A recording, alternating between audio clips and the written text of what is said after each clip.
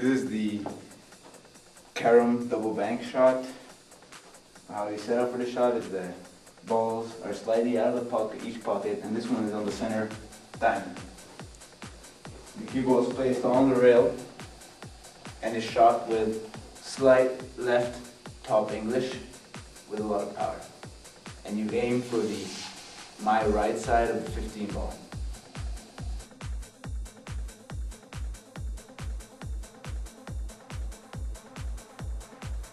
This is the machine gun trick shot.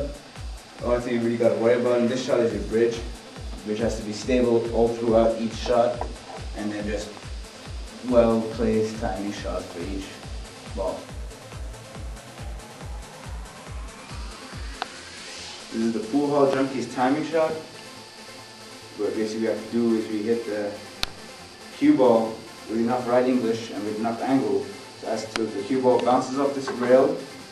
As the 15 ball comes and rolls in front of the pocket, the cue ball will come in the pocket, the 15 ball in this side pocket.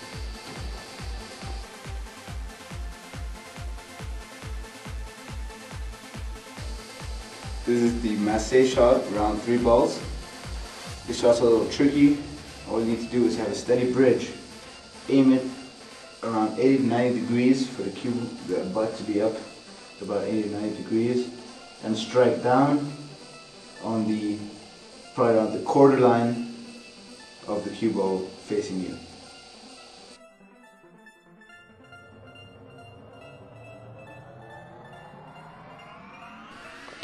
This shot is called the long jump.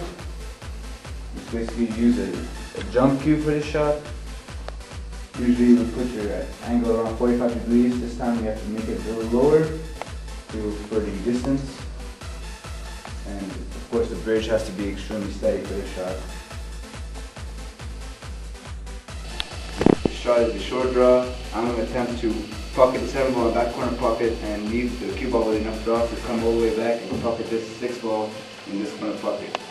What you need to do for this shot is you have to have a very steady bridge and hit the cue ball very low off center to give it enough draw to come back.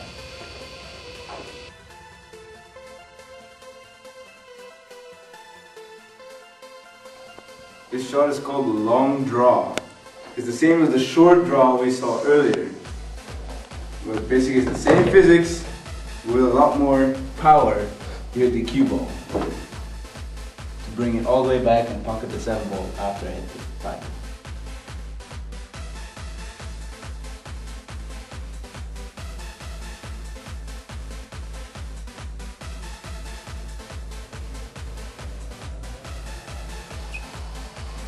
This shot is the timed machine gun shot.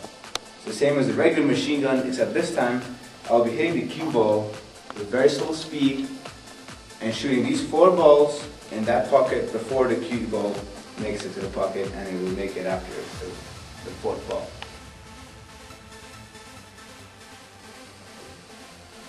The shot is called the full cue jump. Earlier we did the long jump with a regular jump cue. This is when you are forced to use a regular house cue or your old cue to jump the ball over an obstacle. As you can see, the cue ball can't fit in between these 2 balls. We're going to have to jump it over. What you want to do for this shot is preferably a 45-degree angle and hit it right on the horizontal center of the cue ball.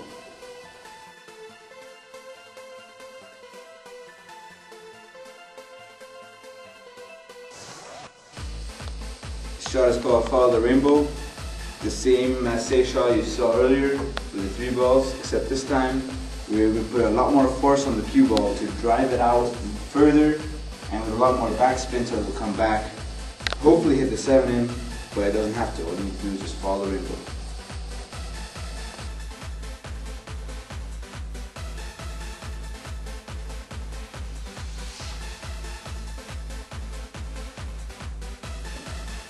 This shot is a setup shot.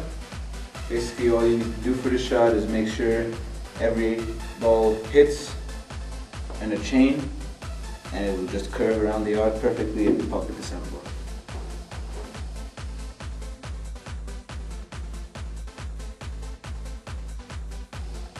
This shot is called the bank jump escape. What I'm going to try to do is bank this cue ball make it bounce off the rail, jump over these randomly placed square balls, and pocket this object ball in the corner.